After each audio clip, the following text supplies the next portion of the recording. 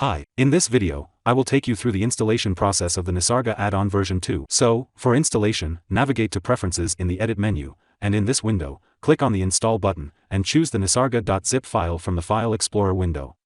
And then click on the Install add-on button. And now, you can enable it. And as soon as you enable it, you will see a Nisarga library path input. Here you have to choose the directory or you have extracted that whole library that comes with this purchase. If you have bought the ultimate version, you will get 11 part.rar files. You just need to select part 1 and extract it with any extractor. Recommended one is WinRAR. And when you are done with extraction, you will be left with the folder in which you will see two folders, blends, and previews. And in this directory, you have to click on Accept button. And here you go. The add-on is successfully installed. You can check that by pressing N on your keyboard. And here, as you can see the Nisarga panel with all the categories and previews.